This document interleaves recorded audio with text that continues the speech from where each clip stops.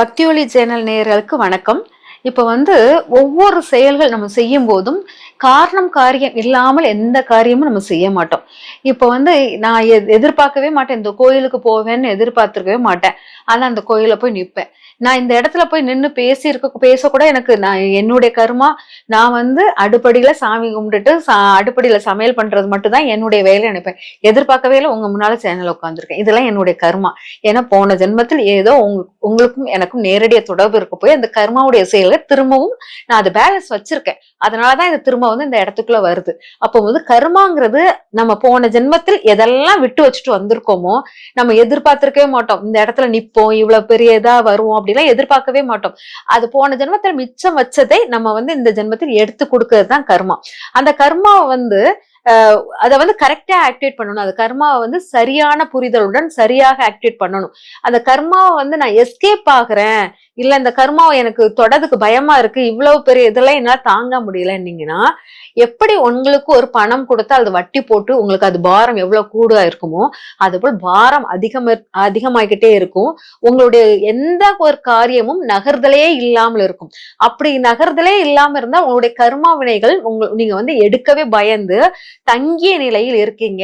எந்த கர்மாவாயினாலும் ஃபேஸ் பண்ணணும். ஓகே, இந்த கர்மாவை நான் எடுத்துக்கிறேன், நான் ஸ்ட்ராங்கா எடுத்துக்கிறேன்னு சொல்லிட்டு இது விதி, இது என்னுடைய இது அப்படி சொல்லிட்டு எடுத்துக்கணும். அப்ப இந்த கர்மாங்கிறது எப்படி ஒருத்தருக்கு கர்மா பயன் சரியாக இது பண்ணல, ஒருத்தரை ஆக்டிவேட் பண்ணலன்னா சனி கேது அமைப்பு, சனி ராகு அமைப்பு இருந்தால் கர்ம பயன்கள் ரொம்ப நெகட்டிவிட்டிஸாக ரொம்ப அவங்களுக்கு போராட்டம். சனி ராகு இருந்தால் ரெண்டு விதமான கர்மாக்கள் இருக்கும். அதாவது ரெண்டு விதமான சனி ராகு சேர்க்கை. ஒரு கிரகத்தில் ஒரு ராசியில் சனி ராகு இருந்தால் ரெண்டு இருக்கும். அதாவது ஃபர்ஸ்ட் ஹாஃப் அவங்க ஒரு ஒரு ஒரு கர்மாவை அனுபவிச்சுட்டு இருப்பாங்க, செகண்ட் ஹாஃப்ல இன்னொரு கர்மா அனுபவிப்பாங்க. இப்படி ரெண்டு வித கர்மாக்களை அவங்க எடுத்துக்கிட்டு இருக்க வேண்டியிருக்கும். எந்த ஃபர்ஸ்ட் ஹாஃப் என்னன்னா ரொம்ப போராட்டமான லைஃப தொடங்கி ரொம்ப கிரிட்டிக்கலா தொடங்கினவங்க செகண்ட் ஹாஃப்ல அதை ஸ்மூத்தா அவங்க வெற்றி பெற்ற ஒரு கர்மாவை தொட ஆரம்பிச்சிருவாங்க. இந்த சனி ராகு சேர்க்கை உள்ளவங்களுக்கு, சனி கேது உள்ளவங்களுக்கு கர்மாவே செய்ய விடாது. யாருக்குமே எந்த கர்மாவும் செய்ய விடாது. எப்படின்னா ஒருத்தருக்கு நம்ம நம்ம அப்பாவே எடுத்துக்கலாம். அப்பாவுக்கு இந்த உதவி செய்யணும் அப்படின்னு நினைச்சிருப்போம். இந்த மாதிரிலாம் அவருக்கு செஞ்சு கொடுக்கணும் அப்படின்னு நினைச்சா ஒண்ணு அப்பா அதை வாங்குற சூழ்நிலை இருக்க மாட்டாரு, இல்லாட்டா அப்பா கூடிய சீக்கிரம் இறந்து போயிடுவாரு. அதனால அப்பாவுக்கு செய்ய வேண்டிய கர்மாவை செய்ய முடியாது. சரி, அம்மாவுக்கு செய்யலாம் அப்படின்னு சொல்லிட்டு அம்மாவுக்கு செய்யலாம்னு நினைச்சா அம்மா அவமானப்படுத்திக்கிட்டே கிட்ட வரும்போதெல்லாம் திட்டிக்கிட்டே இருப்பா. இவன் இல்லாட்டா இவனுக்கு உடம்பு முடியாமல் அம்மாவுக்கு எந்த காரியமும் செய்ய முடியாமல் தடையாக இருக்கும். இப்படி ஒரு ஒரு மனைவிக்கு செய்யலாம் அப்படின்னு நினைச்சா மனைவிக்கு செய்யும் போது இவன் வேலைக்கு போகணும், பொண்டாட்டி பிள்ளைகளை காப்பாற்றணும், அந்த தன்மை தான் மனைவி ஆசபாசமுடன் இருப்பா. இவன் வேலைக்கும் போகாமல் வேலை மேல விரக்தி இல்லாமல் விரக்தியுடன் இருப்பான். அப்போது மனைவியோட ஒரு பற்றில்லாத தன்மையில் வந்துவிடும். இந்த மாதிரி சனி கேது கர்மா சேர்க்கைங்கிறது யாருக்கும் எதுவுமே செய்ய விடாமல் தடையாக நிற்கும். வேலை செய்யும் போதும் வேலையை மும்மரமாக அவன் செய்யறதுக்கு அங்கேயும் ஒரு தடை உருவாகும். ஒரு வேலை பண்ணும்போது ஒரு வெறுப்பு உருவாகும்.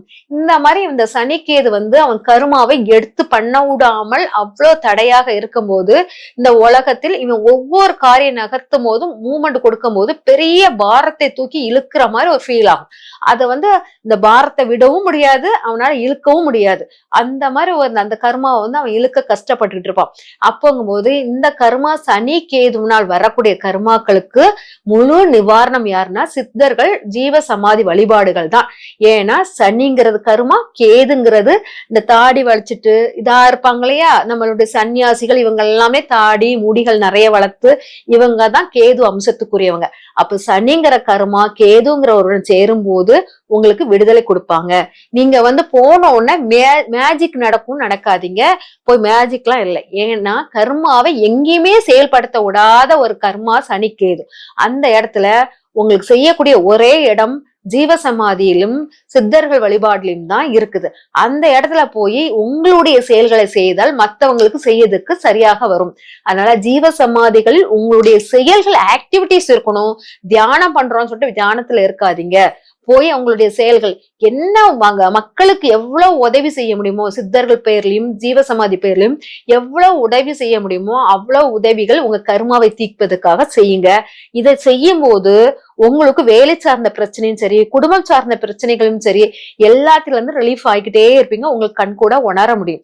இதே இது சனி ராகு, இத நவகிரக தோஷம் அப்படிம்பாங்க. அதாவது சனி ராகுனா நவகிரக தோஷங்கள் எல்லா 9 கிரகங்கள் உங்களை ஒரு கிரகம் விட்டாலும் இன்னொரு கிரகம் உங்களை பிடிச்சுக்கிறது அப்படிங்கிற மாதிரி அர்த்தம்.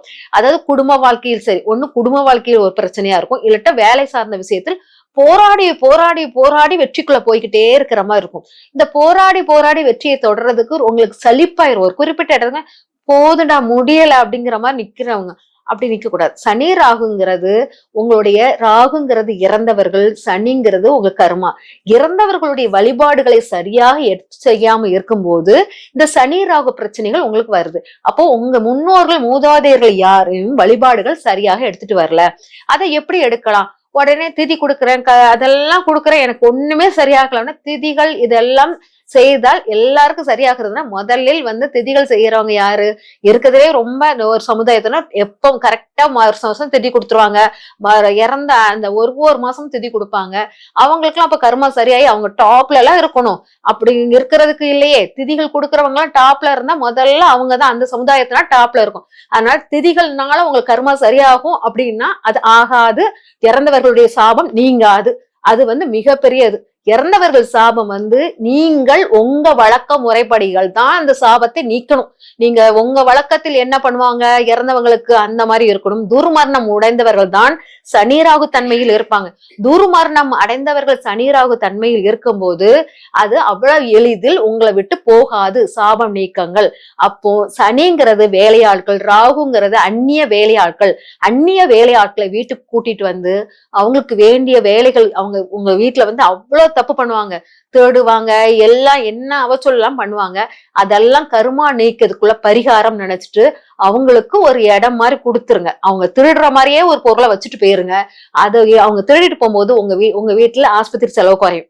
உங்க வீட்டுல வீண் விரயமான பணங்கள் எல்லாம் போகிறது குறையும்.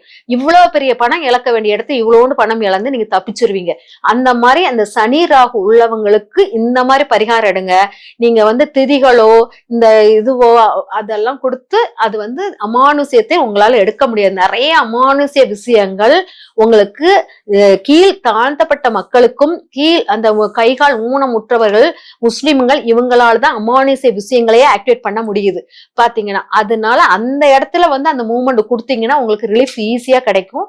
அந்த இடத்த மூவ்மெண்ட் கொடுங்க, மிகப்பெரிய சக்சஸ் கிடைக்கும். நன்றி, வணக்கம்.